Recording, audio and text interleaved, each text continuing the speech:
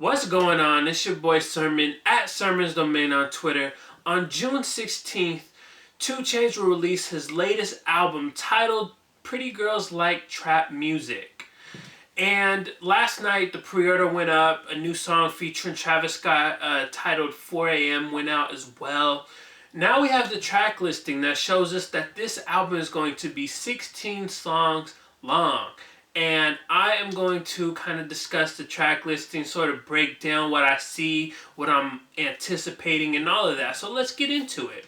One of the things that stands out about this track listing are the song titles. I feel like some of them are interesting. There's a record on there called Blue Cheese. There's the album Closure, which is titled Burglar Bars. And then there's Poor Fool. Like, these are titles that kind of, jump out at me when I look at them. And so I just thought that it was interesting that he has records like this. Like, what is Blue Cheese going to be about? 2 Chainz is always, like, having these, like, food metaphors and different, things, comparing this to that. And so it's obviously not going to be, like, an ode to blue cheese, but I like the idea of him having these creative titles. I think that's something that I don't like when I see a track list. I'm like, okay, these are very generic titles, but 2 Chainz doesn't really fall into that category with this album.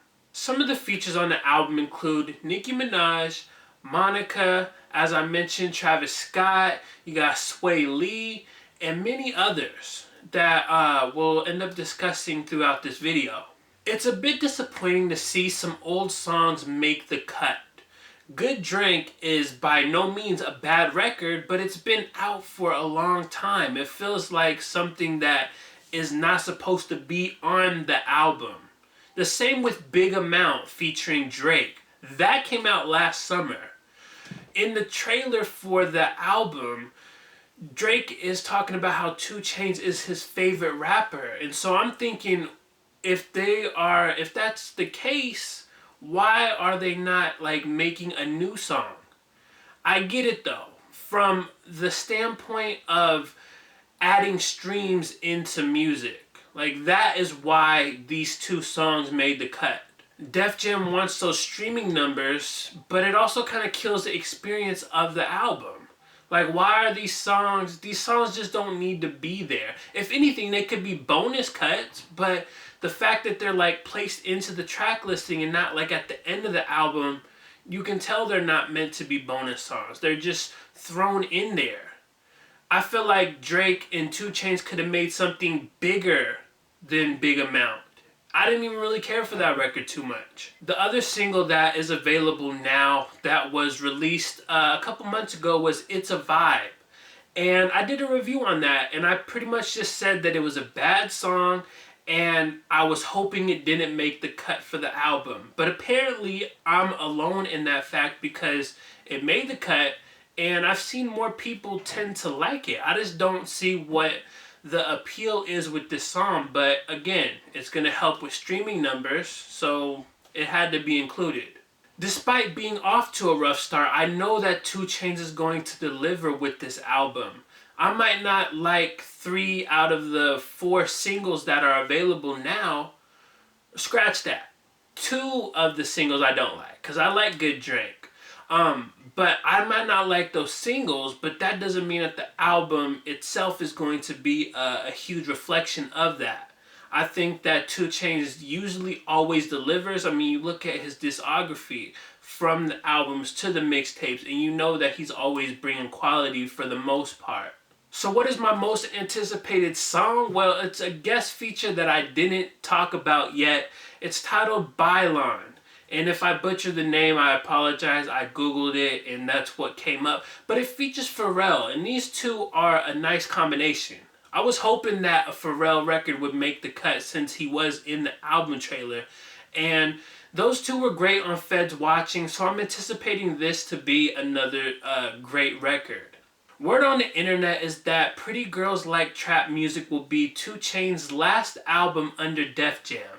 After that, he's free to go wherever he wants to go. So where does he go from here? Well, it's a hard question to answer because 2 Chainz is big enough to where he can do one of 2 things. He could stay independent and just make a killing. Like touring, releasing his own music, not having to answer to another label, he can do that. Or he's a big enough name to where he can go into another major label like Epic or Atlantic and create this lucrative deal for himself. And if he does do that, I would negotiate like the best deal possible. And if it doesn't work out, hey, I would just be independent then. That would be like my idea of doing things. Because I think 2 Chainz is someone who still has a lot of gas in his tank. He still has like hit singles to make. And as an independent artist, it's a lot harder to push that to radio. And I know that 2 Chainz would probably want to have these songs on radio and get like that major label push. I think Atlantic might be a good fit for that because they tend to be killing it on the streaming side of things with radio. And, they pretty much know what to do with an artist of 2 Chainz caliber. So those are just a few thoughts surrounding 2 Chainz' upcoming album, Pretty Girls Like Trap Music. I will include the track listing in the description section so you can check that out. Let me know what songs you're looking forward to, what catches your attention. What do you think about including Good Drink and Big Amount? Do you think that was a wise decision? Are you a fan of It's a Vibe? Talk to me about what I was talking about in this video. Then like the video, subscribe to the channel if you're not already, share the video. Follow me on Twitter at Sermons Domain. And as always, thank you for your time. I appreciate you for watching. And until next time, peace.